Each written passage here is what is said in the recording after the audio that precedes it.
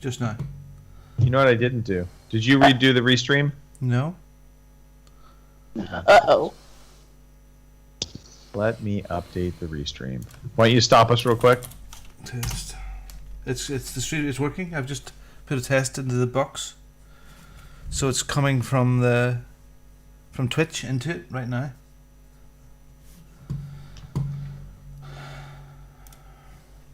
Okay, let me see if I can update. All right, YouTube is also done. So.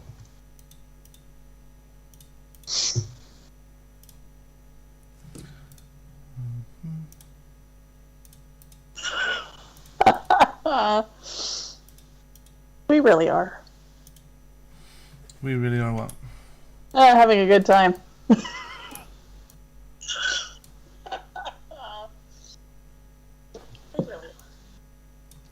And I detect no echo.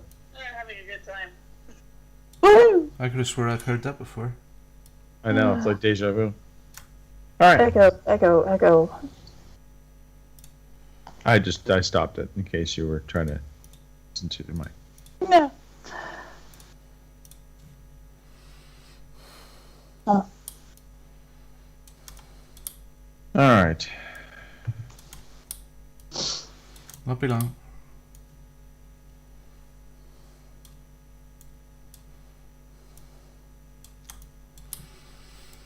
Well, we've already got people in this chat, so that's a good sign. Okay, one person. That's Lord. It's me. Yeah. It's me. Mm-hmm. Or is it Lord? No, it's Lord. Oh. Okay. Well, and you know, so. Yeah.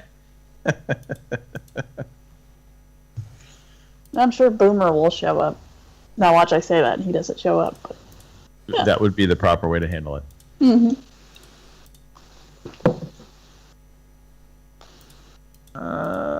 Do a little E3 talk today. I don't know if you guys got a chance to think about that, but No. Not really, but that's okay. It wouldn't be the first time flying by the seat of our pants. No, just Exactly. the games that have been announced. That's kind of the angle I was going with. Is what we know is coming and going to be shown, or has at least been announced. What we're kind of excited to see more of. Ironically, one of the games I was actually very excited to see more of. I technically already have seen more of, so now that's not really something I need to see more of. But anyway, so. Ah, gotcha. Yeah, I mean, even though there's been apparently a monstrous leak, I want to see some more Battlefield stuff. So, I'm excited for that one. Yeah, that replaced my other one. That one and some more Dragon Age would be good, even though I don't think it's coming out till at least maybe next year. So It would be nice to get a Dragon Age update. Hello, That's family.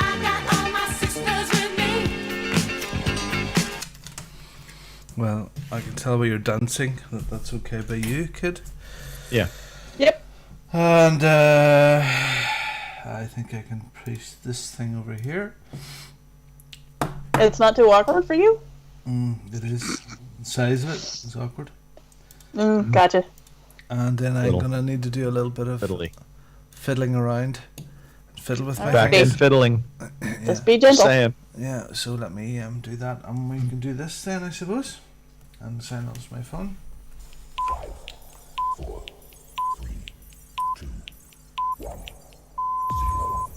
Good evening, ladies and gentlemen. Y'all are listening to the Overseas Connection podcast. Shut up and sit down. Here we go! Would you kindly? I think we're just getting started. Medic! I'm a witcher. I think this is more than you can handle. He sits on his ass all day. Let's do this. Hey, everybody. Thanks for tuning in to episode 633 of your Overseas Connection podcast. Today is the 30th of May. Happy Memorial Day to all those who serve and or are part of just any kind of service that is out there on the front lines. We do appreciate you. So many thanks from the podcast team. If you have never been here before, we're a video game podcast. We talk about video games all the time, but we also talk about life, so get ready for that. We broadcast every Sunday, 9 p.m. in the UK, 1 p.m. on the West Coast, 4 p.m. in the East Coast, and if you're one of the fortunate few in the Central Time Zone, 3 p.m. We are on Twitch. We're on YouTube. We also do an audio version of the podcast, so if you want to listen to us while you are working out and cranking out a nice, good old sweat the old-fashioned way, you're happy to do so. My name, Greg DeLacy, Gamertag Murphy's Law, OC_Murphy's Law on Twitter. And joining me today, we were supposed to have Mr. Mark Wright, but he completely forgot about things. Scheduled himself a nice social day celebrating somebody's birthday, blah, blah, blah. So he's not here. Pete Chin really had no excuse at all other than he's just pink. That's, I think, the real excuse there. And we're hoping to get Phil back now sometime soon. He has gone through his family things, and we're hoping he is now back on a path of being able to partake in the podcast. But that doesn't mean the people we have on the show today are not excellent, awesome hosts, because they are. We have Kim Woods. Howdy, that's me. I'm GamerGirl27 on Xbox, on Twitter, yada yada. That's pretty much all that matters because I haven't fired up the PlayStation in months. So anyway, welcome. All right. Yeah, I completely forgot what my old PlayStation 1 was. I've got one somewhere. Robin Tate, you are ill. You're not feeling great, but you're still here. We appreciate that. No, thank you. No, I'm not ill. Well, not ill per se. I'm having a glass of wine here. I don't know if that's advisable or not. I have a very sore throat. You know that when you swallow and it's like razor blades? Mm-hmm. Right. Yeah, it's like that. So I'm a bit medicated. That's called being ill, Robin. Yeah, well. Definition of I would ill. say you sound a little stuffy. Yeah. Also, your wife says you are a sick bastard, so Okay. that Yeah. might be more of a bedroom thing, though. Yeah, that's correct. Yeah, well, you know, when the scat sheets got ripped. So, anyway, yeah. So I'm Robin Tate. I'm at Bongo the Saint pretty much everywhere in the world, and I'm in Northern Ireland in a little place called Ahull, which is outside Ballymena. Which, if you look at the map of Northern Ireland, there's a little lake in the middle, and I'm at the top right-hand corner. Hello, it's been a lovely day. I've got a bit of sun, and it's nice to be on the show. And I've made the effort, even though I've had next to no sleep whatsoever this week. We'll get to that. And now I'm feeling absolutely rotten. And, yeah. But anyway, All right. you know, if the cat Throwing the gauntlet down, Robin. You're throwing the gauntlet down. if the cat fits, wear it. Yes. So That is directed at all pink mongooses in the world. All right. Well, let's celebrate some birthdays real quick. We've got a few. yeah, We do. we do. Do we have birthdays? Dan- No. Oh, You have to No, actually, there's no.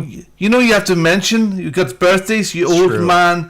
You got the That's birthdays. true. You mention the I people. was so waiting for an intro song for some dumb reason. Insert name we've here. forgotten how to run the show already, folks.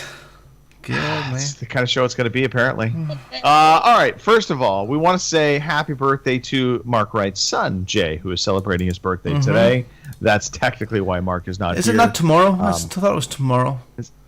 Yeah, But they're celebrating it today. So Mark is off in preparation for that. Yeah, because it's his birthday and all. Yeah, okay, Mark, good lad. Yeah, Exactly. yeah. You know, the week I needed you because I'm feeling rotten. Yeah, but anyway, no matter. It's all right. Jay, by the way, turning 43 today. I think that's actually pretty close to probably true. Wow. But yeah. Daniel Wood also celebrating a birthday. Daniel, being the last name Wood, means that he is actually 80 years old. Class. You can tell by the rings as you go out from the more rings he has. No, okay. Andrew Wells also celebrating a birthday. Andrew, 73. Wow. Wow. Looking good for 73, Andrew. Let's play him a song now, Robin. I think now is appropriate time. Happy birthday to you. Happy birthday to you. Happy birthday. Insert name here. Happy birthday to you. Gentleman is not recognized. That might be my favorite birthday song we've ever had. Really? I just have to say. Yeah, I do like Growing that. on you Yes. now. It's growing. Yeah, it was irritating, but now it's growing on you. It is. Well, it's because it's how I sing most birthday songs. purposely off key, a little annoying, because you really don't want to be asked to sing birthday songs. Yeah. Anyway, all right. Well, we've got birthdays out of the way. Now we can talk about life. Hooray, it's story time. Hooray, it's story time. I'm so glad to be with you today. So, I'm looking at the list of topics on our life to-dos and what's been going on, and I'm not sure who to start with first because there are some curious topics here. Do I go with a wounded horse topic or the cat wash and cook topic? I'm going to go wounded horse. Let's go. Kim, you are up first. Let's talk about wounded horses and everything else that falls before and after. Alrighty. Well, as you all probably noticed last weekend, I wasn't on the show. I had to watch kids, and we had a horse that had ripped open its front shoulder. How did it do this? Well, we've got more than one, and they got in a fight, and one was chasing the other, and apparently they forgot we had a barbed wire fence, and chased him right into the barbed wire fence, slicing open his right front shoulder. Ouch. So yeah. It was pretty gnarly looking, and anyway, Dad found him, and we were lucky because the vet said if it had went any deeper and cut blood vessels, that would have been it. So we had the vet out, I think it was Wednesday. He came out, sewed him up, cleaned it all up, and then so he stayed in the trailer for like 3 days. So then finally, after the 3 days, we got a temporary pen built so we could keep him up front because we'll have to put fly spray on it, and we've got salt water we have to put on it, and we have to keep it cleaned out and everything else. So, yeah, and he's not exactly broke, so it was fun. Got some money in his pocket? Right, yeah. No, he, yeah, right.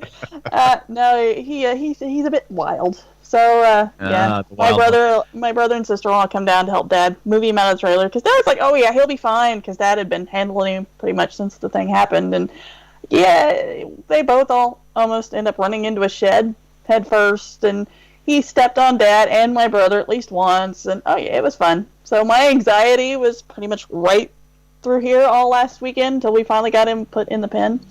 So yeah, he's on the mend though. He's doing well. He no longer hops because for a while there he was doing like a 3-legged hop because of course that front side was sore and everything else. But he's doing fine. He's prancing around the pen and doing his thing. So the vet said, though, it'll probably be November before that all heals up and closes. And so, yeah, we're in it for the long haul.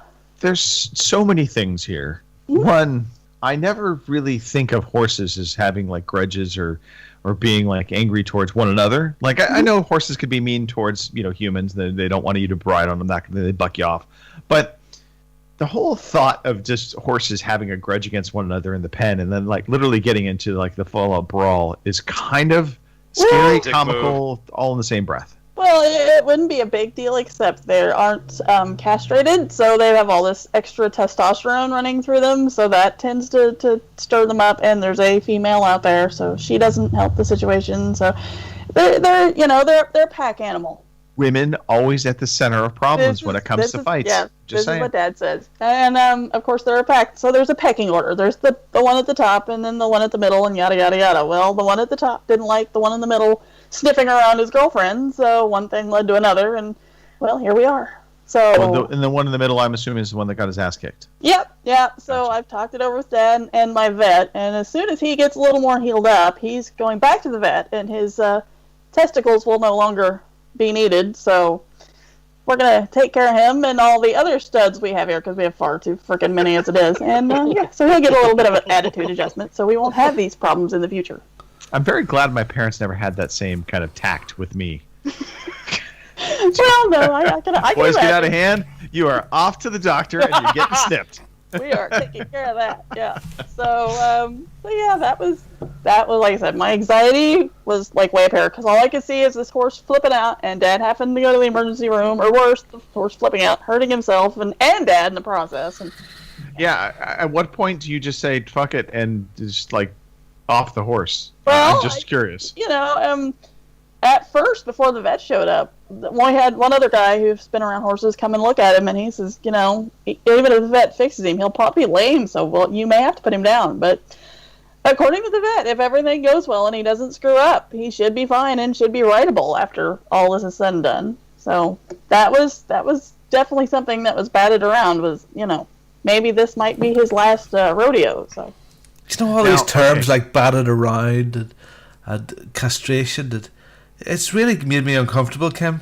I want to adjust myself sitting in this chair right now. I'll bet. I should turn around. Glad you're not a horse. So here's a question, and this is an honest question, because I know the horse is not broken in yet. But why not buy a horse that is already broken in? Well, we have before, but okay. Is there like a cost difference? I'm assuming there is. Yeah, I think usually ones that are already broke, they bring a little more money. But this one was I don't know if you want to call it a gift or whatever. So, here we are. And we just haven't. And of course, it takes time, and we haven't really had any time, so that's on us. But we've kind of got it now because Dad's kind of taken over the reins, as it were, on this deal, and he goes out and because like I said, he's not broke, so I don't feel comfortable going out there and trying to mess with him because I'm not the fastest person in the world. I think Kim, when we come over, okay, when we hear the noise outside your window on the hogs going past, Greg and I want to break in a horse. We fancy doing that. We want to. We really don't. We want to do it. Yeah. Oh my God, yeah. No. I do envision though, Kim, your dad just walking up to the horse and punching it in the face, a la Blazing Saddles, and just pop. Wow. All right, what else, Kim? What else has been going on your side of the? I guess since it is close to the first of the month, we do have calendars, so we can do that right quick if you want. Good. I'm going to do things a little different. This is the cosplay calendar. Of course, we have Kratos. All right. I don't. Yes. I like Kratos. That will just piss off every Sony fan. I know, right? I'm going to get hate mail now. I can't imagine him washing terribly much. I'd say he smells a bit like crusty. He does look like he smells. We have Mal and Isabel. I'm hoping Isabel is the cat, but I don't know. So anyway, he also doesn't look like he washes much. Probably not. Smelly bastard. That's our calendars for the month. Other than that, of course, most of I got my Series X finally. Yay! It's hooked up. Unfortunately, it is not hooked up in the monolith style because I still have my PlayStation 4, and the PlayStation 4 won't sit. Because usually I could stack them like on top of each other. Well, I can't do that and then set it up, vertically. Right. So it's on its side because I figured that's what the rubber feet were for. So absolutely. Yeah. That's how mine is, by the way. By the way, did you all look at the stand at the bottom of the stand to see what it says? No. There's something printed on the stand of the Xbox Series X. Dun, dun, dun, dun. Okay. It's something like "Hello from Xbox" or "Hello from Seattle" or something like that. Hello. Yeah, I have to look again to see. But it was something I noticed when I was hooking it up. That because they usually stack in little Easter egg in there somewhere. Like what? One had Master Chief on it somewhere, and yada yada. Yeah, the Scorpio. If I'm not mistaken, Master Chief is in this as well. I could be wrong, but. The "Hello from Seattle" is interesting on the bottom of the stand. I would not have thought it's something to that effect. So if you're so inclined, look at your stand on your Xbox. There's a little message there. Okay. Also, just as a word of wisdom in terms of when you have it horizontal, I don't know if you have it inside an entertainment center or if it's freestanding up on top of something. Mm-hmm. Obviously, if it's freestanding on top of something, disregard this completely. But if it's in the stand, the right side as you're looking at it, because it'll the open side, if you will, is on the right. Just give that a nice wide berth. Oh yeah. I've got just a good 6 inches or so of space before. Yep. So got that. Aside from that, just working. I mean, a lot lately. I was supposed to have 4 days off because I had Friday off, and then of course the weekend I was supposed to have tomorrow off, but as usual, that didn't quite work out either. So, what can you do? Keep working. That's what you can do, Kim. Pretty much until I die, Yes. All right. Okay. Well, let's shift over now. Cat wash and cook. I'm just saying, it jumps off the page at me. Sounds like a video game, doesn't it? It does. It could be, Robin. actually, yeah. So, yeah, after the show last week, we had another one of the kids ended up in the hospital. So, in fact, the same one back in the hospital. And she hasn't slept very well this week at all. And, yeah, so it's been a tough old week. And that's probably why I'm a bit run down. But kids bounce back quickly. So, I think it was yesterday morning. What day is today? Sunday. Yes, so I was off. Yeah, Saturday. Yeah, so I'm outside, and this is a 3-year-old, and we have a cat that's outside. It's an outdoor cat, and this cat is the most tolerant thing that you could ever think, because she pulls its tail and holds onto it like this, picks it up, and walks around with the cat, hugging it, pulling it, stroking, Anyway, our washing machine, when you close the door, you don't just press start. You have to press start and confirm. It's 2 separate buttons. And I was within a millisecond of her pressing the confirm button with the cat locked in the washing machine going meh. So yeah, with a smile on her face. So then today, this morning we were outside, and we have as part of our outside, there's a fire pit area with a big fire. It's a cast iron fire pit thing, like a burner, and on top of it there's a pizza oven with an iron door. And where's the cat, Jasmine? Oh no! And it was in the pizza oven. Oh man! So, geez, the poor cat. Seriously, it's just terrible. Anyway, it survived. God bless it. It hasn't killed her much. It's used up at least 2 of those 9 lives. Anyway, you were saying it was going to be about 100 degrees there today. Yes. So it was going to be hot. scorchio. And it was absolutely scorchio here today. Really scorchio, hottest day of the year. It was 69.8 here today. It's too much. It's too much for us, man. Look at me. Look at me. Look at the red. Look. I know. My nose. Rudolph wouldn't be in it. Look, yeah. So yeah. So I mean that's a normal day for you, isn't it? 69.8 is summertime. That's like a cool evening. That would be morning, late night.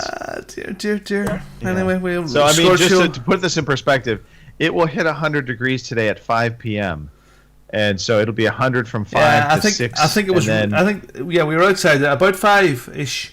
5 o'clock or so, 6, and it really was hot then, warmer than to the day. So what happened to? It's supposed to be hottest like around lunchtime. Those, that used to be the deal. Around noon, 12, 1 o'clock. I don't know. Well, maybe the Earth isn't just as flat as it used to be. Maybe it's bent a little bit now, and we're further. I think we're there's further some away. kind of curve or something. I think something like that is happening. Other stuff that went on this week. Climate change. Just a quick recommendation, or 2 actually. Mayor of Easttown. It's the finale tonight or tomorrow night. It's on Hulu probably for you guys over there. It is the girl from Titanic, Kate Winslet. Very, very good. A lot older. Anyway, but still, she's going to get an award for this. It's a fantastic series.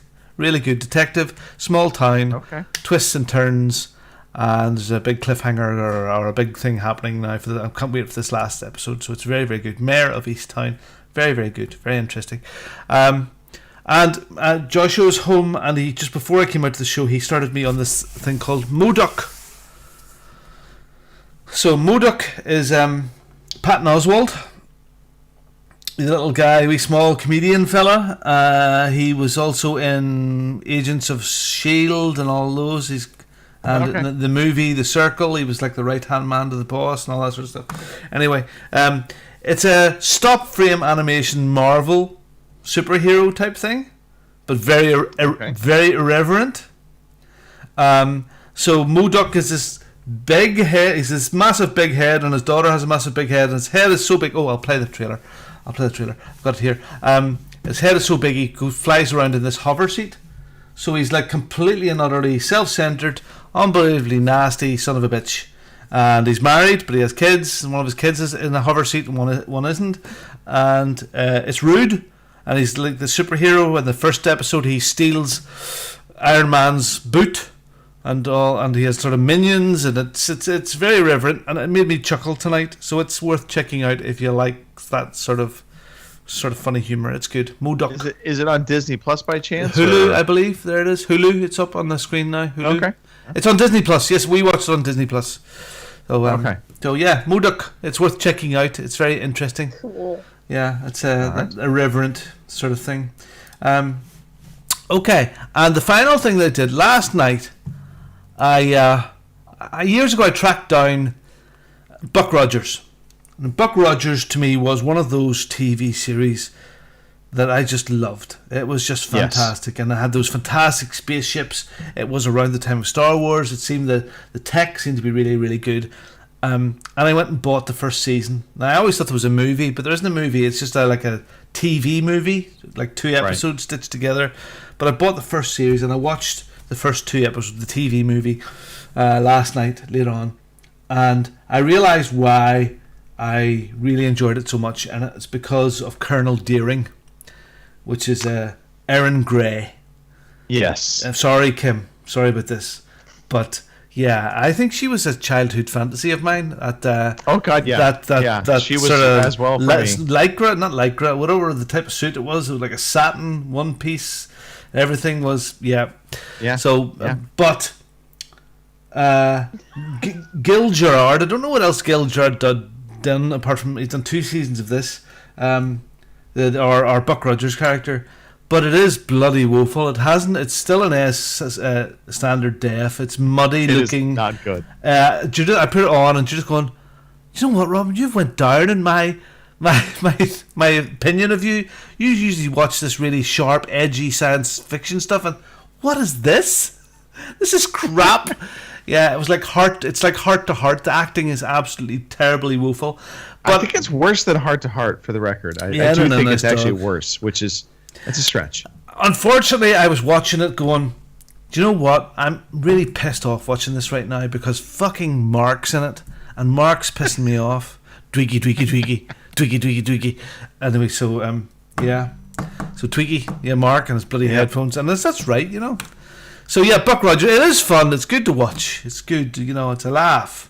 It's It's amazing to see where we have come from to where we are today. And I'll have something to elaborate on that as well. It was edgy enough, you know. They had the spaceships and stuff right, and it was, you know, they were really cool, and some of the kit was really cool, and it was edgy enough where in the first couple of episodes he goes back to old Earth, and it's, you know, it's this lovely white city, and nobody goes there, leaves it, and everybody outside of it's scum, and it's, you know, it's a bit like Hunger Games sort of thing, and all of that, you know. It's I'm just gonna say it's a bit like America. That too. Everybody outside of America is scum. I think, what is the quote this weekend? Enjoy your long weekend. There, I think there's the quote of the weekend. So that's yeah.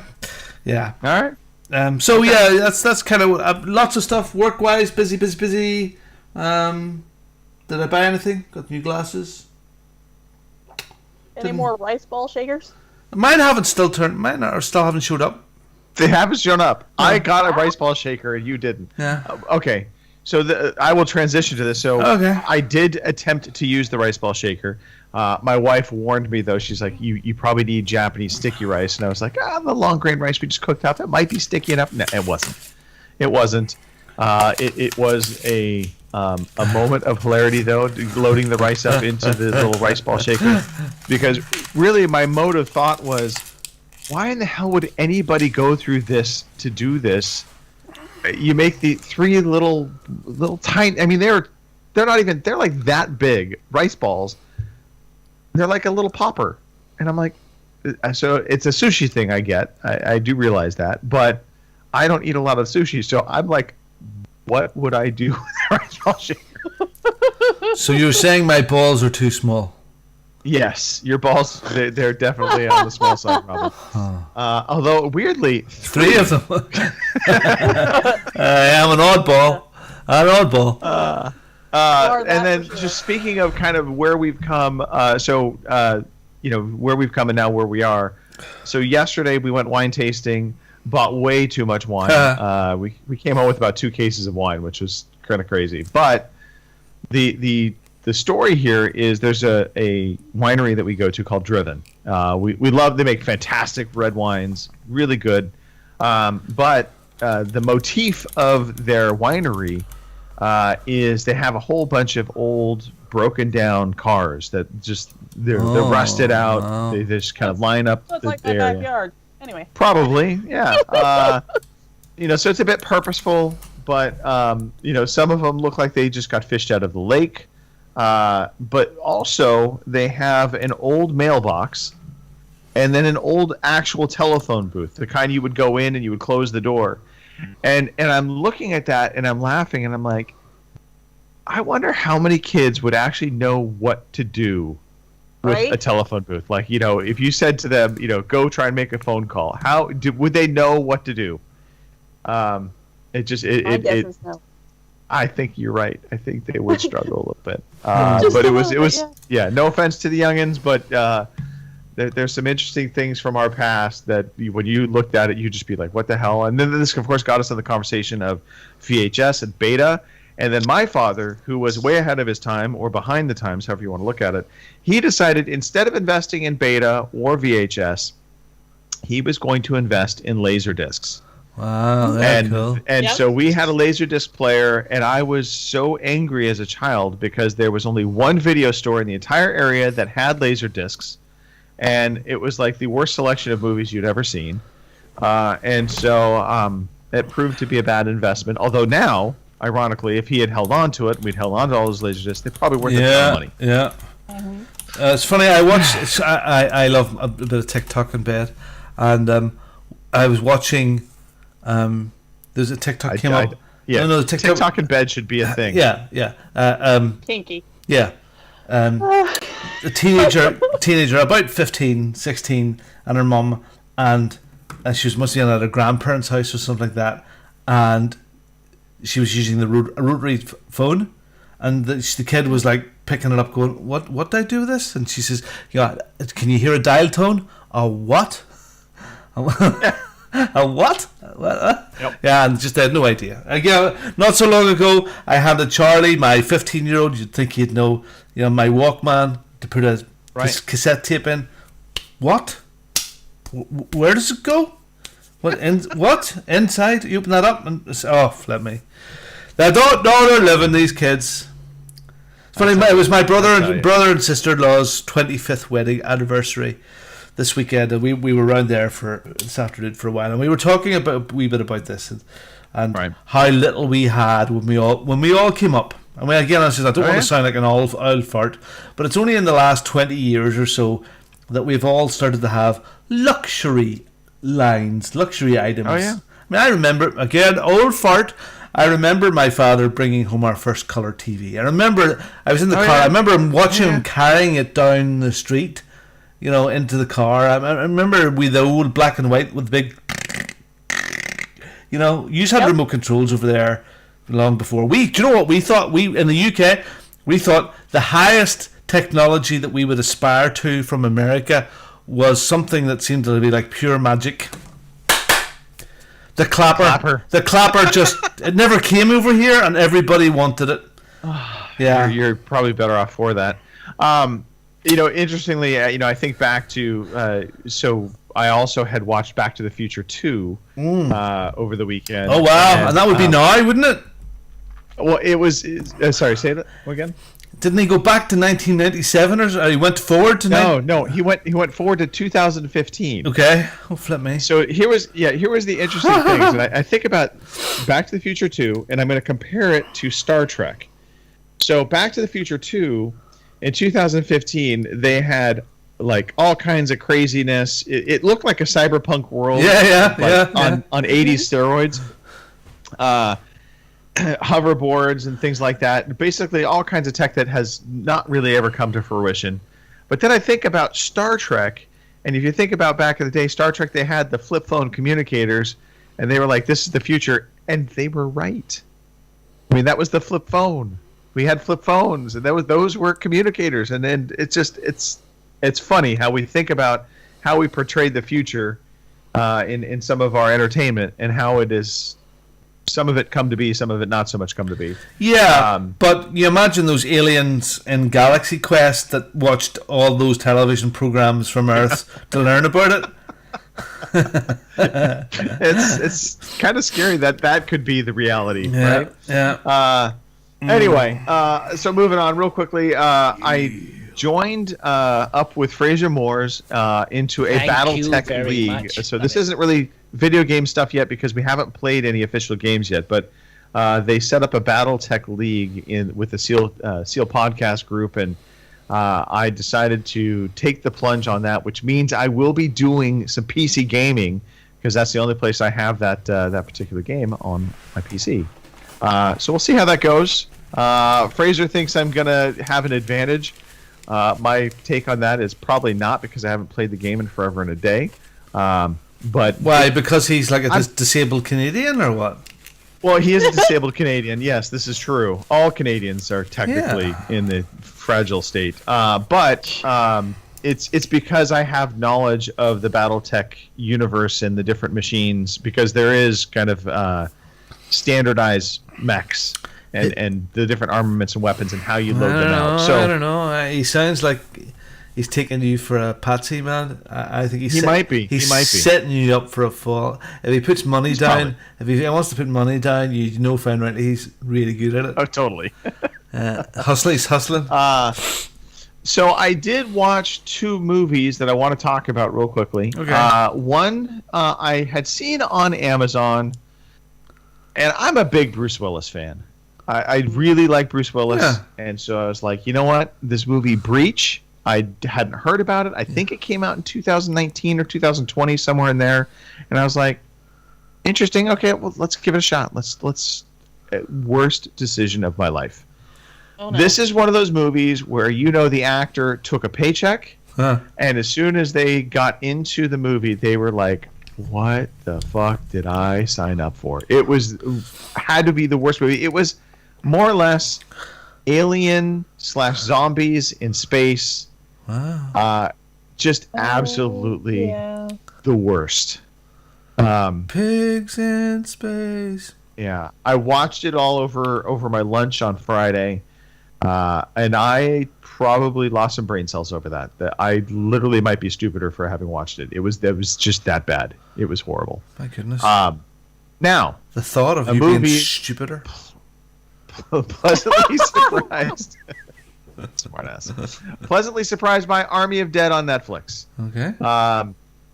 I had very low expectations for this movie, and it's not winning Academy Awards, mind you, but it was really good. It's a Zack Snyder movie.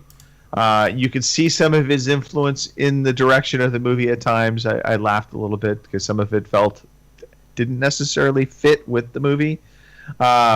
But overall, it's a good popcorn flick. It definitely gets into the gore factor and can be a little over the top. But there were some surprising twists. Persons that made it didn't make it, that kind of thing. Jack Snyder, is that the main character, this big lad? No. That Zack Snyder is the director. Who's the big lad then? Was he the guy? What is the heck his name? He was in Batista? Batista. Yes, Dave Batista. Dave Batista. He wants to be in a Gears of War movie, by the way. And I think he absolutely should be. He fits the bill. Was he also in the remake of, Harrison Ford, Blade Runner? The first guy that was farming the bugs. I don't recognize him without all the tattoos. Yeah. Wow, because it looks like him. Okay. But he does a good job at it, and the movie overall really delivers. It is a good summer popcorn movie. Have a couple beers, sit back, enjoy it. I don't think you will regret watching this movie.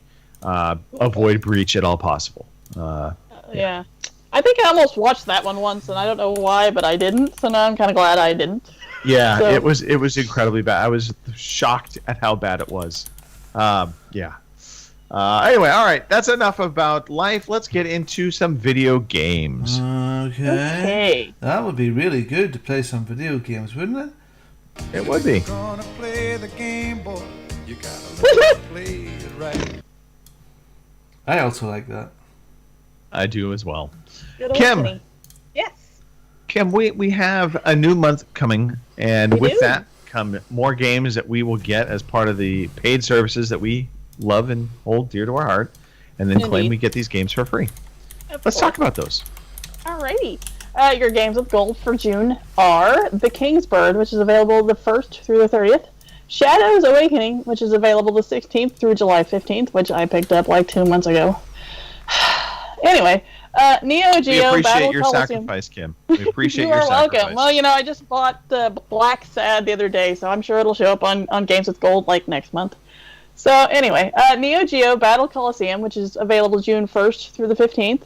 And Injustice Gods Among Us, which is available June 16th through June 30th. Wasn't that a free game once before, or they gave it away for free or something? Because I Might have keep been on thinking I have that PlayStation one. Plus.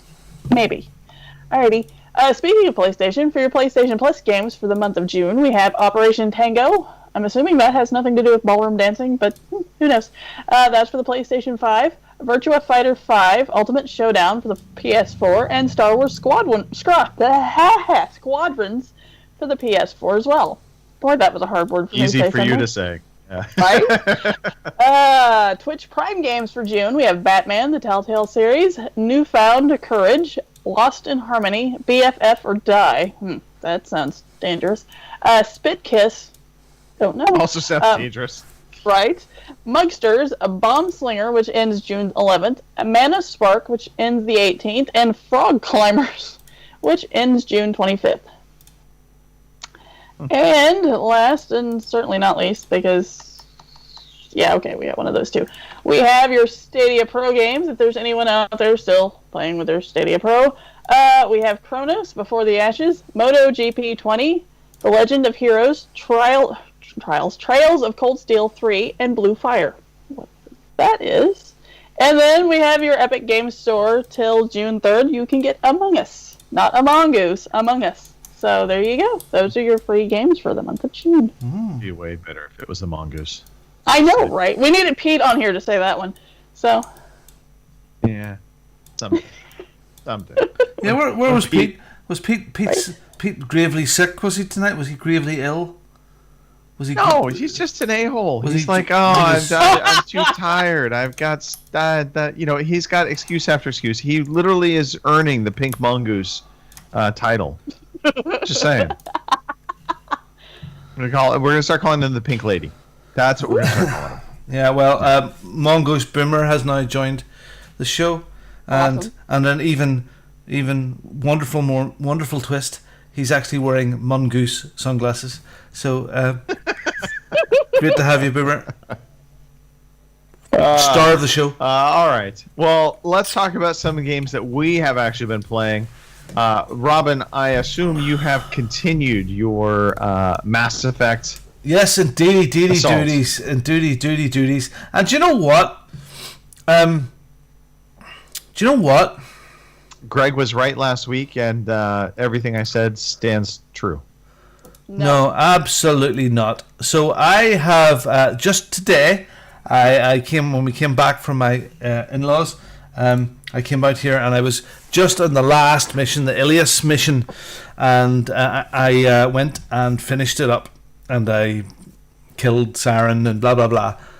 So that was done. My victory achieved is in, and for the last few nights I have been coming out late to have a wee blast at it, and maybe the odd time through work. But I didn't want to go and do the last mission. I didn't want to go because I didn't want it to end. So I started. You knew you had to play Mass Effect 3 next? No, it's two. It's finished. Mass Effect 3 is good. That would do it for me. Anyway, I'm kidding. Anyway, Then. but I went and I suppose when I played this the first time, I fell off the wagon like Kim at the Citadel, blah blah blah. And then I went back to it after I was encouraged to go back to it. But then once I did that, I kind of, beelined it, straight through, and to try and get through it. Anyway, I'm going to take it off the screen. Everybody knows what that is all about. But this time I have kind of been completionist. I've tried to go and do as much stuff as I can. So anyway, last night I went to this odd galaxy, this odd system just to look to pick up, some extra, build some XP before doing the last mission. And I came across this asteroid, and I went onto this asteroid mission, asteroid AD 57 or something, and I had this fabulous little mini story there of some aliens that appear in future games within this here. Okay. And it was brilliant. It was a wee little hidden gem, like an hour and a half of storyline, which was just class. And that is what Mass Effect is so good at. It was Mass Effect 1 in this a bit clunky, yes, but you can forgive that bit clunky. It's better than what it was. The Mako was better than what it was. It's better that way, but you can forgive it because of the depth of those characters, the depth of story. It is. I would love a Mass Effect film. Yeah, no, one real quick. Yeah, I actually really like Mass Effect. Yeah. I give you a lot of grief over this game right now because the remake, to me visually, at least Mass Effect 1 didn't look bounds great, but it does. It looks I good. do love Mass Effect, and so I hold it in high regard. So I want to make that clear. I don't know that I would want a Mass Effect movie because I feel like they would try and condense things too much, and you would end up losing Assassin's Creed. some of what makes Mass Effect so great. No, anyway, I'm not really worried because you can get lost in it. It's one of those games where I feel like I am Shepard. Yeah. Mass Effect Andromeda, I think is a better game than a lot of people gave it credit for. That's a good game, yeah. Yeah, it's a really good game. I can't remember what the problem was. Anyway, I even liked that one, and I didn't like Mass Effect, so, well, I continued my role as Ultimate Bastard all the way through it. I managed, and it was very interesting. I didn't shag anything. What? So that's one thing I didn't do. I didn't go and farm my cohorts for the extra personal conversations because I didn't give a shit about them. So why would I want to talk to them? I was happy to go to my room, which you don't do anything with this time, and just play with myself, even though I still haven't had time for that. But I had no interest in my crew, no interest in whatsoever. So I shut them down. You want to spread your seed. As Cindy said earlier, she was sorting out some cement, and I didn't hear the T at the end. And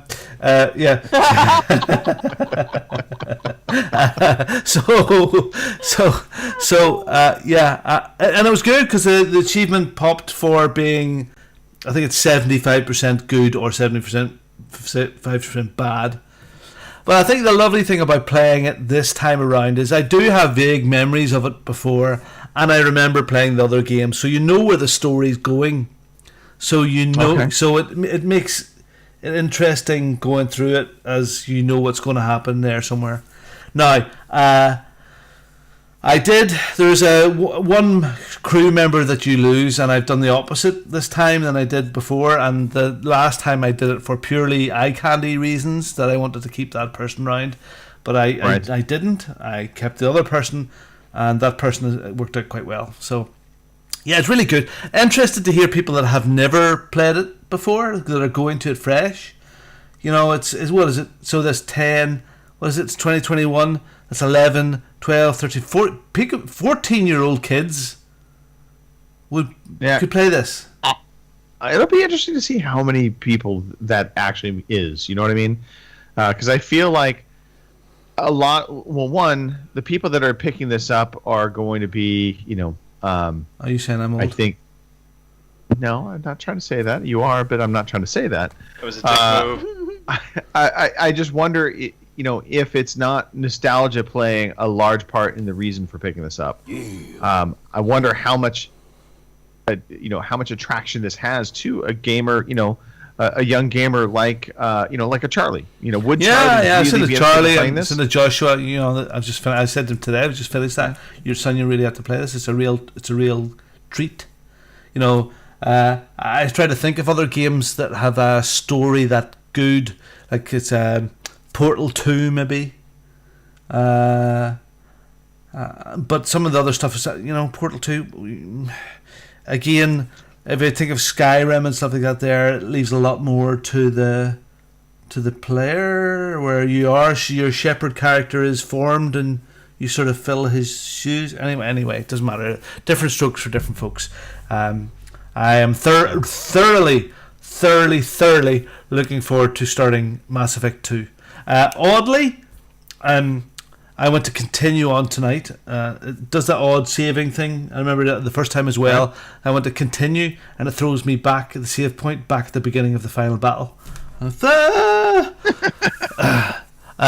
there is no real. Doesn't seem to be a continue on to Mass Effect 2. Maybe you just load your save. I don't know. Okay. But Mass Effect 2 is a 32 gigabyte download, so it only downloaded Mass Effect 1. It hasn't downloaded them all in one go. Interesting. Which I thought was, maybe I missed an option there, but it has so I'm assuming that it hasn't done 3 either. No, I would think so. Yeah. So you just can't jump from one to the next. Anyway, Mass Effect. It's kind of affected me in a happy way again. Happy. Well, I know it's been very popular. On Twitter, you see all kinds of people talking about it. It definitely has been something I think a lot of gamers have been itching for, just because the love Mass Effect has. I mean, it's up there with Skyrim in terms of just beloved RPG franchises that I think kind revolutionized in a way RPGs and how we saw them. So I'm happy to hear that it's being received so well. Because I got the controls are quirky and clanky and lots of button pushes for this, that, and the other, and I know it was more refined for Mass Effect 2. So I'm not so because I'm so close to it now. I'm looking forward to getting in to see what were the quick differences that they made. So anyway, that's been my gaming, and I'm sorry, people, but Mass Effect is going to be taking up some time. I did download the Sharky game, Sharky. Baby Shark. Maneater. I was going to put it on for Jasmine, but I thought maybe it's not suitable. I don't know. It might not be. No. All right. Speaking of not suitable, Kim, what do we want to talk about first? Oh, well, let's see. I finished Arise this week or last week. Maybe it was last. I don't know. Maybe it was first of this week. I don't remember.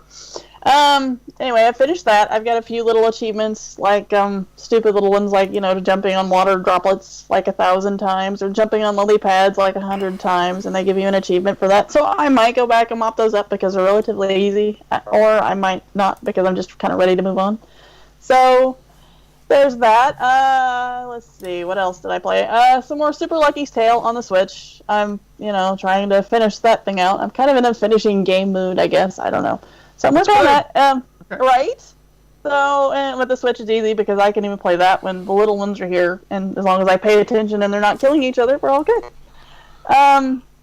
Aside from that, the new one, because this weekend they're having a free weekend, I played a little Call of Duty Cold War Outbreak. Right. So, and let me tell you, we had a little problem Friday trying to get everybody in to play for some odd reason. I don't know, it won't let us do private. Maybe it was a private match or something, and anyway, it wouldn't let us do it. But I will say, I haven't played any of the multiplayer stuff, and of course you can't play the campaign, so there's that. All right. But I really liked the zombies. So, They do a good job. They do a good job with the zombie stuff. And from what I understand, Cold War Outbreak was exceptionally well this go round. Mm-hmm. Is this was it Treyarch? Yeah. Mm-hmm. Yep. And we played, I don't know, a couple of good hours of that yesterday. And it was enough because it was me and Boomer and Mike Breschler all playing. And it was enough for me to go out and buy Cold War. Oh, wow. So. Wow. Okay. Yeah. You absolutely are the case study for why they offer up free games like this over there. Right. Wow. Yeah, I drank the Kool-Aid, as it were. And, I mean, it's fun. Like I said, if you want to just hop on there and kill some zombies. And it was fun. Or as Boomer called hellhounds. They were horses. So I'm looking around for zombie horses, and no, it was puppies.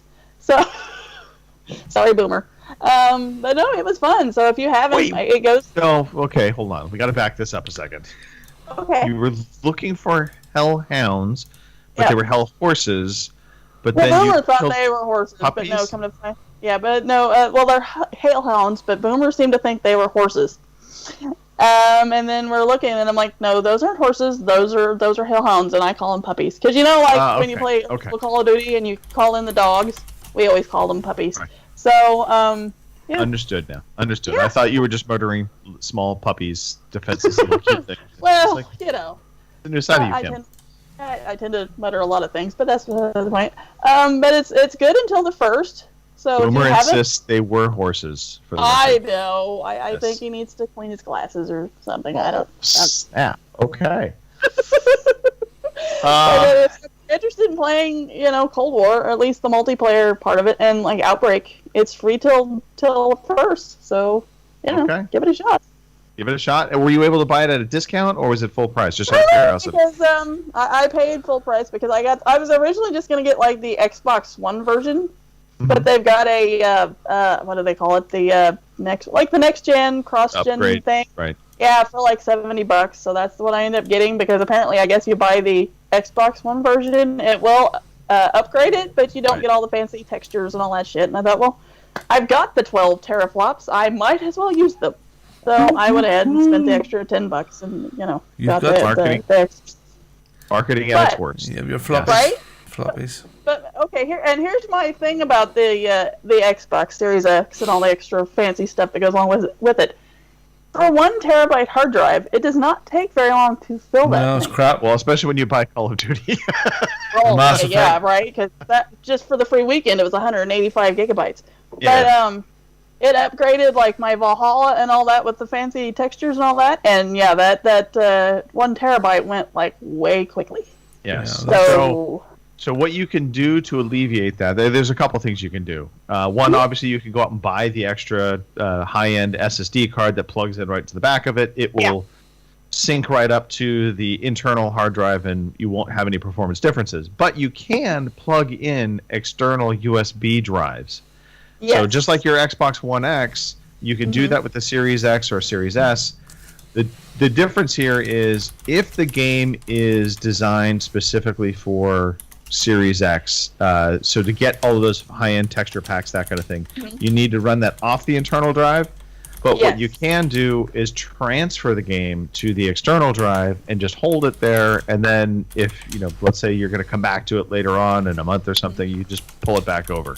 So you could kind of, and it's pretty easy to do. I've done it. I have a 5 gig hard drive, 5 terabyte drive, 5 terabyte, attached to my Series X. Yeah. Almost all my games sit on that, and then just the select few that I'm going to play in the moment, I throw onto the Series X. I wondered about that. Now, if I do that though, will there be a big download when I transfer it back over to the X? Or You will have a download for sure. Well, I figured especially that, but- especially with a Call of Duty game, that's going to be a massive download. And depending upon the hard drive you're putting it on, that speed can vary. So if you're putting it onto a fast drive, so like a hybrid SSD drive, something like that, it'll go pretty quick. If it's an older SATA type drive, it's going to it'll probably take a good half hour, I would guess. So all right, well, I'll have to do that because like I've got 6 or 7 games over on the X that were upgraded with the X and S upgrades, all the texture packs and all that, and yeah, it took that terabyte down really quickly. So I think I have I don't know, a couple of gigs left on it. So well, and that's the rub on both the Series X and S and the PlayStation 5 is that the internal drives, while they say 1 terabyte for the Series X and the PlayStation 5, for the Series S is only 500 gigs, by the way. But the operating systems do take up memory, and so the reality is the Series X only has 825 gigs. The PlayStation 5 only has 667 gigs. So they're very, very small. You have to manage them in some fashion or the other. So there you have it.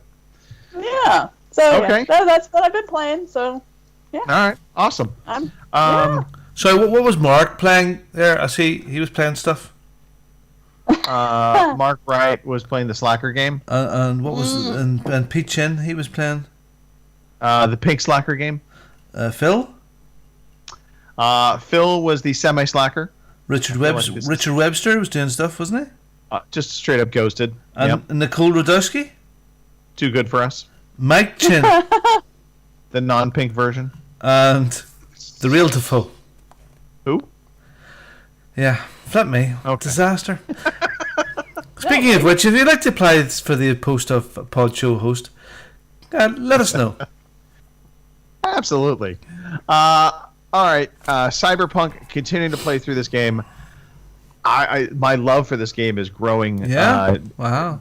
daily. And it's not just because of all the sex shops. No, not just because of the boob physics. It is funny, though.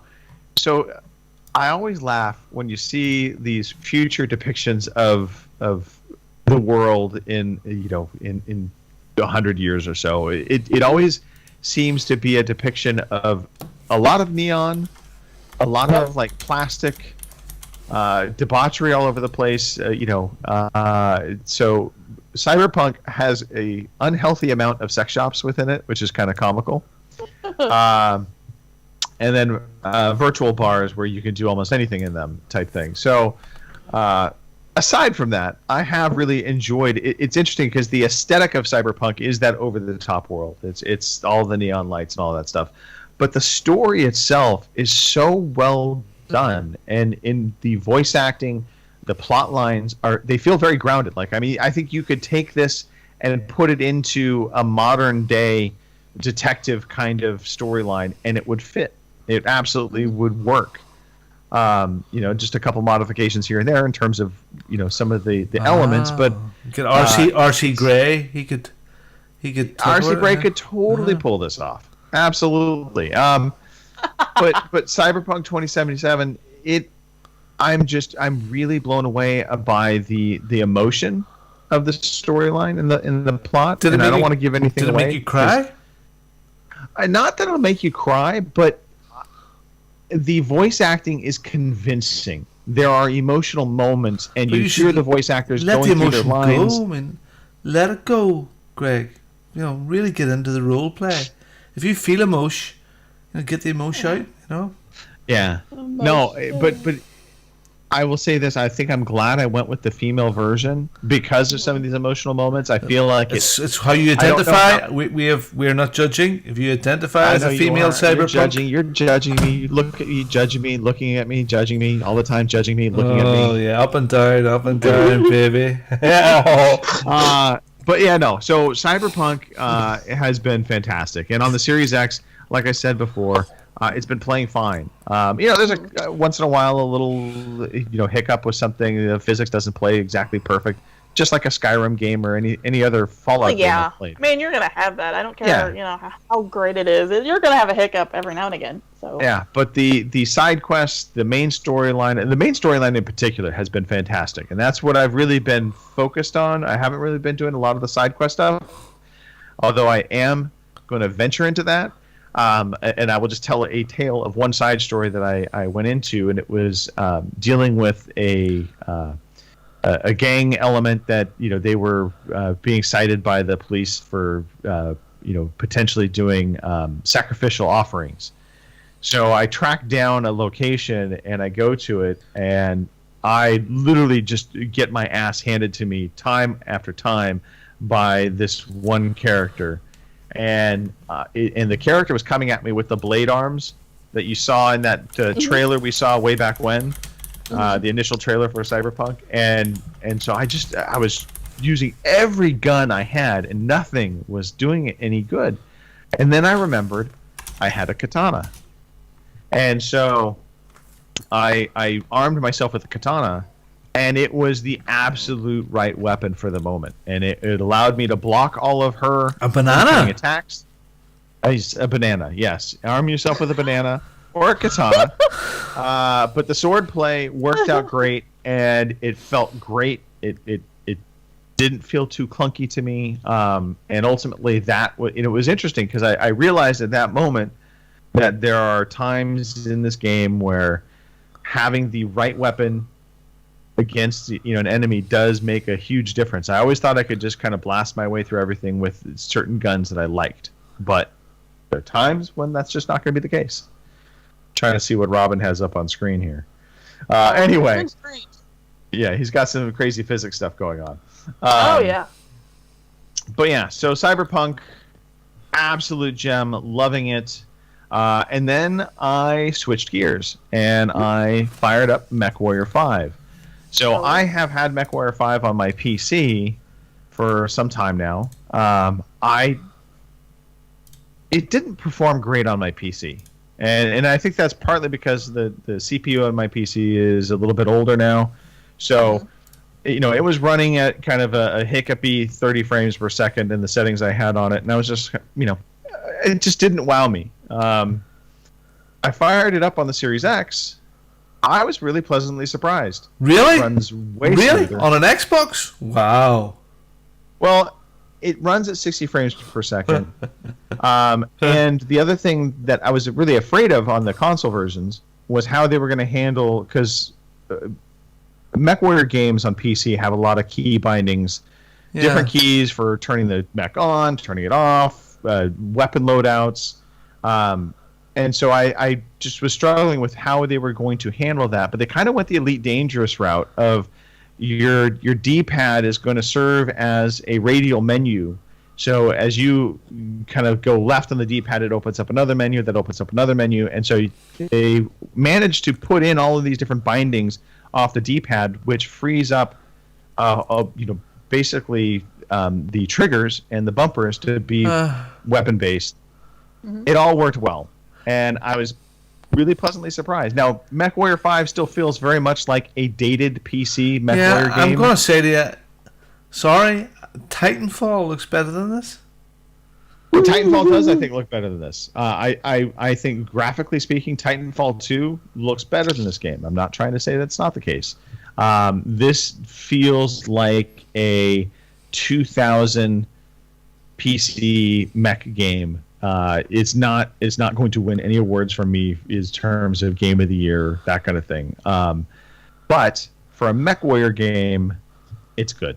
And if you like the mech combat part of it, once you get into the story aspect of it, you're having to navigate through the menu systems, it's less than desirable. They do some quirky things, like they make you walk around the hangar to go to different locations to do certain things. And it just all could have been handled through a simple menu screen. Why they have you, have to navigate and walk around the big, area is beyond me. But it is what it is. But I like it. I've enjoyed MechWarrior's games my whole life. So having MechWarrior 5 on the console, it's a bonus, and even more so, it's a bonus because it is on Game Pass. So my subscription covers the price of entry. Yeah, absolutely. And Game Pass, we'll talk about it again in a little while. So, because there's lots of cool stuff coming. Anyway, not for me. That looks slow, and yes, it looks like. Anyway, I'm sure it's lovely and intricate for mechy type people, but not for me, mate. Yeah, but you know what? If everybody was the same as me, it would be a better world. No, it would be a very strange world. So. Well, that said, let's dive into some news stuff. Oh, good. News would be a really good idea. Here is the fucking news. I see our mods are hard at work. Mm-hmm. Oh. Well done. Earning my paycheck. Yep. Well done. Well done. All right. So before we dive into the news, one kind of question I threw out there, kind of pre-show, was just kind of thinking about E3, the games that have been announced. What games are we looking forward to, seeing more of? Now, Horizon Forbidden West was one of the games I really wanted to see more of. That since has been dealt with, and we'll talk about that shortly. So it's not really on my list now because I've seen it. It looks fantastic. So I think for me, I'm very much curious to see what Halo Infinite looks like now that they've had a year to kind of work on it. I do want to see more from Perfect Dark because I'm really excited about that reboot. And Battlefield 6 for me definitely is up there. I'd love the Battlefield games. I'm kind of curious to see if they can recover from the last one because I think the last one was a misstep. I wasn't crazy about the last game, so Yeah. I'm ready for them to go back to more modern surroundings. yeah. So Kim, you had Battlefield 6 on your list as well. What else? Yep. What else are you kind of wanting to see that we know of? Obviously, there's stuff we don't know of. Yeah. I'd like to see some more Dragon Age than what we've seen so far. I mean, it's been good what we've seen, but it's been very tiny little breadcrumbs, kind of. I mean, they dole out some still images every now and again, but we haven't really seen a whole lot more than that. So and they say like it's maybe out like within the next year or so. So you'd think we'd be able to see a little more than what we've seen, but Yeah. they're keeping it very close to the vest, and in some ways that scares me because of some of the stuff we've read over the years that they started out and then they scrapped it and then they started again and it was going to go like as a game for a service deal, and that kind of bothered me because we've seen how those go. I mean, Right. Anthem, hello. I mean, admittedly, Anthem may not have been bad for some people, but then it was kind of terrible too. So, and I don't want to see one of my favorite franchises, bomb so terribly. So, yeah, Dragon Age. I'd like to see some more of that, and I'd like to see some more of the Elder Scrolls. I mean, admittedly, they haven't really said much of anything. I don't think we really even know for sure where it's even going to take place at exactly. So, Right. It'd be kind of nice. And I know that one's probably going to be several years yet down the road, but it'd be nice to see something. So, I mean, along the Elder Scrolls line, I'm curious to see if Avowed, in a sense, kind of feels like a replacement to Elder Scrolls. Yes. It's two different companies, even though they're under the Microsoft flag. It'll be interesting to see. Yeah. And Fable, the new Fable. I'd like to see some more yes. for Fable. Okay. Yeah. It's a big RPG thing for me. I love RPGs, so, aside from Battlefield, that's where I'm at. So. All right. Robin, I think you and Martin share something in common. Love of seeing more Forza. Is it Forza Horizon or Forza Motorsport that you want to see most? I'm Forza Horizon is great, but I've had enough. I mean, they've done a really good job. It's probably the best sort of casual racers out there. I mean, it looks fantastic with all the add-ons and the Lego stuff and all that. It is brilliant, great fun. I've had good fun with it. But I'm looking forward to the new Forza Motorsport. The more simi type racing game. So, and that'll be pure eye candy. And we're due one of those, so I'm really looking forward to that. The other thing that has really tickled my fancy is a Bethesda game, which is Starfield, which was teased at E3 last year. It is a spacey game, specimen. I'm hoping that they take it a step further, that it's not just Skyrim in space or Fallout in space. I hope it's slicker than that. I don't mean to take that away, but both for me, Skyrim and especially Fallout have a grungy feel to them. They're quite, dirty, I don't know, grungy. I don't know what it is. Yeah, they're not slick. They're not slick. So I'm hoping they can do something really good with Starfield. Okay. And that's interesting. And hopefully this time around we're going to get some more. In fact, it was at E3 2018 when it was first teased. So there's rumor that it might come this year. It might not. Halo Infinite, of course, as well. I want more of the man in the smelly suit. Can you imagine how bad that suit smells? Right. Seriously. Is there something? I'd like to think they did something to address that. Yeah, well, so. Robert, real quick, back to Forza. Yeah. So curious. Yeah. We know Gran Turismo is also coming. Yeah. So, I mean, any curiosity to see that in more depth? No. No, not at all? No. You've never been a Gran Turismo person? Yeah, way back when I played, PlayStation 2. Gran Turismo, but no. I suppose it can be as simi as you want to, but it felt, when you compared it to me to Forza Motorsport, it just felt a little bit light. It felt lighter than Forza. Okay. So it never. A fabulous game, looks great and all, but no. I think I like Forza better. Sorry, not us. It's not a Sony thing. Fucking Sony. It's just Forza. I love Forza. I'm very heavily invested. I mean, even my keys. I think I have my key ring is still a Forza Motorsport 3 key ring sort of thing. So, all right. What can you do? Or as it is then. I am curious to see about Gran Turismo. I like some of the directions they took the last Gran Turismo game. they got away from some of the things that I didn't care for with Gran Turismo. Okay. But we'll see. I mean, what I want them to avoid, stuff like story mode. Like I like. They all seem like they have to have some kind of story mode. Sort these of days. a light career progression, but I don't need to be a character driver. That's not why I play Forza Motorsport. But you are a character. Driver. Leave that to Forza Horizon. Okay, yeah. Interesting take. I hadn't really thought about that, but I mean, I personally could see actually a good serious go at a driver story, because like the Forza Horizon story, the driver story there, it's light. It is meant to service a narrative of doing objectives. It's not really a story that has depth to it.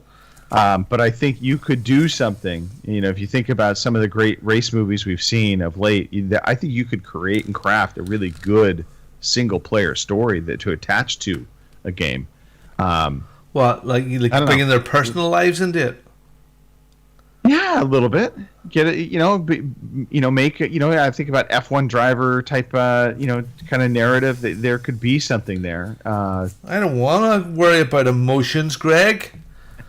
I have enough emotions to deal with. I want to drive. All right, fair enough. No emotions. We will just drive. Robin, no emotions, Tate. Yep. Yes. Emotionless. Martin did mention Far Cry. Martin, we'll talk about that in just a few, because certainly he is curious and wanting to know more about Far Cry and see more from that game. But I think we saw quite a bit.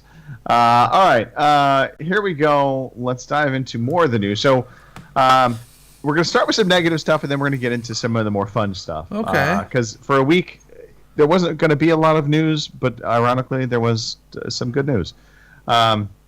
Borderlands 3. So Randy Pitchford tweeted out this past week, good news or bad news first. Good news, an update for Borderlands 3 has been prepared for release that includes full crossplay support across all platforms. Bad news. For certification, we have been required by the publisher to remove cross-play support for PlayStation consoles. No, but that could be either side here. Well, I think this is not the side I think Randy Pitchford is pointing a finger not at who you think he is. I think the initial thought is, he's pointing a finger at Sony. No, that's what I'm saying. It could be either way. Yeah. I think he's pointing a finger at the publisher of the game, which I forgot who publishes 2K? Borderlands 3. 2K? Yeah. So I think he's pointing the finger at 2K, saying, pony up and pay for the crossplay support. Huh. Because he calls out the publisher. Okay. It's interesting. We'll see how that goes. For certification, we've been required by the publisher, not by Sony, but by the publisher to remove crossplay support because they didn't want to pay for crossplay, which we now know Sony requires companies to pay for crossplay support.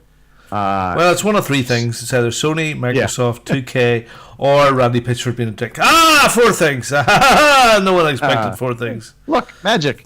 All right. So we had a big investors call this past week for Sony. And within that, there was quite a bit of news. So Jim Ryan elaborated on the company's plans to launch its major franchises on non-console platforms, i.e. PC. He said the company intends to bring some of its iconic IP to mobile during its current business year ending in March 2022. Following its very successful first steps into the PC market. So there's a lot to unpack there. He's not only talking about PC, he's also talking about going mobile. I think Jim Ryan is seeing the fruits of not being stuck in his walled garden, and he is opening the PlayStation playbook to say, let's go down this path.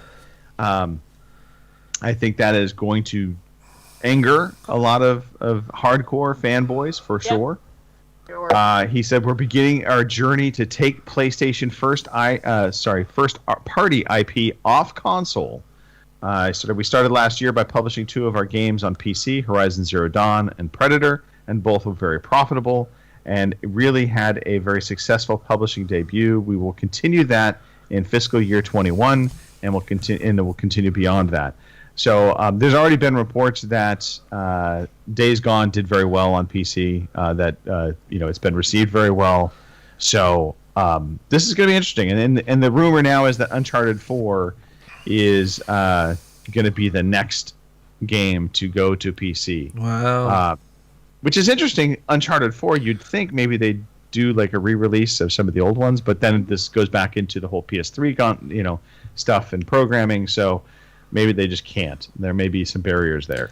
That's a learn the code. Yeah. Let's see. Sony claims on Thursday that the standard PS5 model will break even beginning in June of 2021.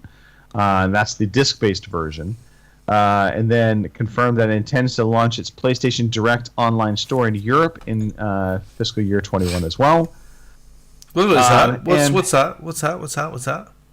Say it again? The PlayStation Direct store, that's like Steam sort of thing? I would think so. I don't honestly know. I don't know what the PlayStation Direct online store is, but I have to imagine it's some kind of PC-based store. We do know PlayStation Now is grown. It's now at 3.2 million subscribers. That's good. I always thought it would be more, to be honest. But if you look at the growth chart, they've grown quite a bit over the past year. They've almost doubled in size. And that, I think they did the dollar offering, $1 for 1 month. Plus they put Spider-Man, they put Horizon Zero Dawn onto that as well. So I think those games really helped grow the service. So very good. Yeah, we shall see. We'll see where that goes. Okay. So that all happened. And some good news, some scary news, I think, for some fanboys. But then Sony announced a sneak peek at Horizon Forbidden West. And so they did a state of play for just this game. They showed off about 20 minutes of gameplay. And the game looks great. It's coming out for PlayStation 5 and PS4 in the second half of 2021. Within the 20 minutes gameplay video, they showed off, it's taking Aloy, the main character, again. She's going out to the Pacific Coast. So there's a lot of people saying it looked like there was the Golden Gate Bridge in the background, so likely San Francisco will be one of those locales. They introduced some underwater gameplay, which was new to the series. Looked really good. They also showed off, she has a grappling hook. She could ride a Velociraptor-type robot. She had a smoke bomb, a slingshot, a bow, a staff, grenade launcher, a holographic parachute that she used, kind of a very Link-like, to cruise around on. So how does that work? The game is shaping up good. How does that work? I think it's. I believe it's her shield. Like she has the kind of this holographic energy shield, and I don't think that would work, Greg. I don't think if I had if I jumped off there with my Quest on with a holographic parachute on me, I don't think that would work. I don't think it would stop me. No, I agree with you. It probably would not stop you. Do you Robin, think this is more advanced and more advanced technology? Yeah, then maybe it's more advanced. Then maybe it's just for Ginger. Probably more advanced than holographic. Is she still a Ginger? Still a Ginger. Okay. But she's a lovely Ginger, unlike a Mongoose. Oh. And then, of course, we were treated later on in the week. By the way, I think the game looks good. Okay. I think you still see it's tied to PlayStation 4.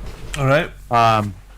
So I don't know this game is setting the world on fire in terms of graphical prowess. Do you think it looks like a mod?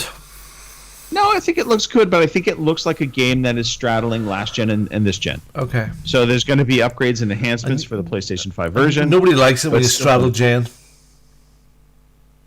No, they don't. No. Apart from gen. Far Cry 6. Who's excited for Far Cry 6 beyond Martin? We know Martin's excited for Far Cry 6. Yeah, I have it on the screen. It's popping up on the screen now. It looks like Far Cry. Well, that's good. It looked really good. Yeah, I thought it was fantastic. Oh, look at it is. It's the Chicken Man from Breaking Bad. Yes. Gustav, whatever his name is. Yeah, so it's going to release on October 7th. Okay. And they showed off it's a fictional version of Cuba. Just a question. Sorry. Do you think that Russian company gets a cut of AK-47 money when they put them in all these games? Because that's clearly AK-47s that they're carrying around there. Do you think they have to license the guns? Name it, they might have to license it, but if they don't name it, so that's why sometimes you see like kind of weird. Yeah, 74. Exactly. Yeah. Okay. And just a thought. Well, that does look good. Wow. It does look good. Wow. It looks really good. Has horses. Yeah, and I believe it also is a cross-gen game. And I think that's, by the way, this is something we're going to see. For as all the talk about next gen and leaving last gen behind, I don't think that's going to happen for a good year and a half. I think into next year you're going to see games releasing on all platforms, and especially because of the chip shortage and how few consoles they've actually been able to get for next gen systems out into the wild. I don't think there's incentives for these companies right now to make something that's not cross gen. I kind of think because of all of this Wu Flu stuff as well. Yes. That's directed. Oh, who knew it did come from China? Oh, who knew? Anyway, Orange Man was right. So, but I think that's part of it because they maybe haven't sold the numbers of consoles as well that they want to. So they're definitely part of it. They're pivoting a bit here. Pivoting. But the Christ, there's June, and Kim's only getting one now. Right. So. Yeah. Yeah. And so we had a couple more announcements just to go over. One more game got announced: the Dying Light 2 Stay Human. Stay home. Stay home. Yeah. Stay human. Stay home would be good advice in the Dying Light world. Yeah, wear 2 masks. But yeah, so that got announced. It will be coming out on December 7th. The craziest thing about this for me, I'd seen video from the game before. It looks like they've polished it up a little bit more. But they announced this collector's edition, and they have this statue, and it shows a character wielding an axe, that kind of thing. And it looks like your standard kind of zombie, scene of, there's a zombie, there's a guy with an axe, there's a street lamp hanging over his head, and it was, kind of cool. But then they turn on, there's a black light built into that street lamp, and it made everything look so much better. I was just like, okay, that's actually freaking cool. This makes me now want to spend the hundreds of dollars it probably will cost to get that limited edition See, that sounds statue. It sounds like that King Kong. I've mentioned that story before, that my brother built the model with the glow in the dark hands and head that terrified me. I mean, do you want to have nightmares? Do you want to wet the bed again, Greg? We've worked so hard to get over that, so let's maybe not, okay? I don't know. We'll see. Although I think it already went on sale, so likely I'm shit out of luck anyway. Shit out of luck. Last big piece of news, and this was just confirmation. We knew Xbox and Bethesda were going to be holding an event. We assumed it might be a joint event. It turns out they are going to be smoking the doobie together. It will be on June 13th at 1 p.m., so a Sunday show. Microsoft kind of taken the spot that they had previous, so they will kick things off. It'll be a 90-minute show. Wow. So, nice long show. Wow. And it'll be Xbox and Bethesda together. Big year for Microsoft this year. Big year. It's a big year on a lot of fronts. I think one of the things they really have to do at this point, we've heard about all the studio acquisitions. We know they've got stuff in the can. It's time to really start showing it. It's time to start seeing it come out and be good. Not just, as much as I enjoyed Crackdown 3 was a big miss for them. Yeah. So they need to start pumping out games that not only are coming out, but that have critically good success. So that is everything on the news front. Surprisingly deep news week. Kim, what about the new releases? Let's talk about that. Alrighty, and we have quite the list of new releases this week. So your new releases for May 30th through June 5th are, right folks, we're getting into June already, Jesus. Ghosts and Goblins Resurrection for the PlayStation 4, Xbox One, and PC on June 1st. Operation Tango for the PlayStation 5, Xbox Series X and S, PlayStation 4, Xbox One, and PC also on June 1st. Stonefly for the PS5, Xbox Series X and S, PlayStation 4, Xbox One, Switch, and PC, June 1st as well. The Elder Scrolls Online Gates of Oblivion for the Stadia and PC, June 1st. World of Warcraft Burning Crusade Classic for the PC, June 1st as well. Wreckfest for the PlayStation 5, June 1st. Pro Cycling Manager 2021 for the PC, June 3rd. Tour de France 2021 for the PlayStation 5, Xbox Series X and S, PlayStation 4, Xbox One, and PC, June 3rd. Then we have Evergate for the PlayStation 5, June 4th. Sniper Ghost Warrior Contracts 2 for the PlayStation 4, Xbox One, and PC, June 4th as well. We have The Last Kids on Earth and the Staff of Doom for the PlayStation 4, Xbox One, Switch, and PC, June 4th. And last but not least, we have The Persistence for the PlayStation 5, Xbox Series X and S on June 4th as well. And those are your new releases. Cool. You know how I can tell when Robin's not feeling good? Mm-hmm. He didn't mess with any title on that list. I know, right? Well, Yeah. interesting. But I do have incontinence pants on the TV. Anyway. That's the important part, Robin. That's what we need apparently. All right, Robin. With your big boy pants on, let's talk about victories achieved. Okay, so victories achieved is when you finish a game, you get entered into a draw for money.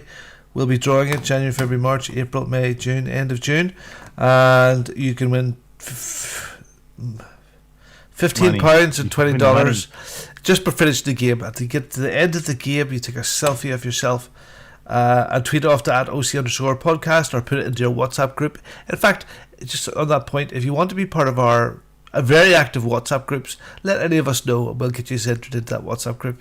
There's not a very active OC podcast chat group which covers everything from Richard Webster self-help support group, modding of PCs. That is his self-help group, for the pretty record. much. I just want to point that out. It's good general chat about stuff. So if you not just games. So let us know. So just finish the game, you get entered into the draw, and there you go. So Hardly Dad, he finished the wonderful looking Mass Effect Legendary Edition. Now I wonder if that's all three, Dan. I'm not sure. I don't know. I don't know if he finished the first one. Probably the first one. Kim finished Arise, even though when I first looked at the photograph on Twitter, it looked like arse. I didn't have my glasses on. I know. Yeah. On that photograph. And I finished Mass Effect 1. And this is now the time when we goodness, sorry. Yeah, talk some. Greg? Talk some. Yeah. I'm just going through some of the chat. We've had a very active chat, so I think we need to give the chat a shout out, Kim. Alrighty, we'll do that. Martin is in the chat. Boomer, of course, is in the chat. Lord has been in there. So, yeah. And then we had Dickhead 1 and Dickhead 2. Yes, they didn't hang around long. They had a really good offer. They wanted us to be famous. They offered that we could make us famous. And you know, that's good. You know, we don't think I really want to be famous, but that's famous right. last words. Right. We also had James Bevan in there, so you know. That's cool. Yeah. Thank you for that. It's nice to do that. That's lovely. Yeah. All right. Well, this is the point of the show where we give the love. Robin, you are fading fast, so we're going to do shout-outs first with you. Why don't you give your shout-outs, if any? Yeah. I'd just like to thank the producers for making it all possible. And just people out there that listened, and especially the guys who come on live there as well and listen in. Thank you very much. It's lovely seeing that interaction. Thank you very much. Really, honestly, you don't know how much it makes us not step off the bridge. So, thank you. Anyway, and if you actually if you'd love to come on to the show, there's space. Because the other guys are fucking useless. So, anyway. Yeah, so sorry, I'm fading a wee bit here. So I know why you're failing, by the way. You're fading because if you looked, you were cradling your wine glass. When I see that tells me things. What? You're tired, you're sick, and I shouldn't be drinking a wine. good bottle of wine. Yeah. Yeah, it's just I'm roasted, and it's cool red wine. Anyway, I'll be back in form next week. But then again, Mark might come on and give me a week off. That would be nice. That would be lovely. Hint, hint, nudge, nudge. Oh, no pressure. Shove, shove. You can't. All the pressure in the world. You Right, Kev, over to you. All right. I'll go. Shout out to the people in our chat that we've already shouted out. So thanks for coming in and keeping the chat jumping. It's always nice when people come in there and keep the conversation going. So I'm not standing there, sitting here as it were, bored off my butt trying to I'm so glad we bored the shit out of you. This is what I hear at that comment. I mean, in the chat. Thanks for being in the chat because I'm bored off my ass on this podcast. The chat, it's whatever. I've stuck my foot in my mouth, but there we go. Fire. It's bound to happen at least once. And it happens. Yeah. But anyway, shout out to you guys because you let me have last weekend off and everything. I think was that been the second weekend or something? So anyway, thanks for not holding that over my head. It's been we fun. unlock the door once in a while. Well, yeah, Robin, I hope you feel better. I'll be fine. I'm okay. I'm all right. No, you really are not. But we do hope you feel better. Passed out or something. So I know his face color is starting to match his shirt. Exactly. Yeah. He's looking a little pale there. Yeah. So yeah, I hope you feel better. Anyway, I hope you all have a good week. Hopefully, like in my end, hopefully it starts to warm up because I'm tired of this. Supposed to be close to summer and it's 39 degrees when I get up in the morning. That shit's terrible. So right now. I'll trade you. Okay. Anyway, like I said, everybody have a good week. Hopefully there's some more gaming to be had, and we'll see you next weekend. Over to you, Regals. Yeah, I was going to say, I think there will definitely be more gaming to be had. Kim is open for Call of Duty now. Hey, there's something there. No, thank you, everybody, for being on the show. I appreciate, Robin, you making the effort. I know you've not been feeling great. Kim, obviously, thank you for making the show as well. To the rest of the podcast team, get your asses in gear. It's time. Enough excuses. Just saying. And just, like Kim said, like Robin said, we really do love the community support. This is a community podcast. It's all about having fun, and part of having that fun is interacting with all of you. So come back next week. You might actually see some different people on the show for once. And we'll have some more fun. We'll talk about E3. We'll do some predictions next week. It'll get interesting. It'll get completely false and made up. That's what we do when it comes around to E3. We are not insiders by any stretch of the imagination, although I did sleep at a Holiday Inn. That's it. There you go. We're done. Robin, play some music. Thank you for listening to the Overseas Connection podcast.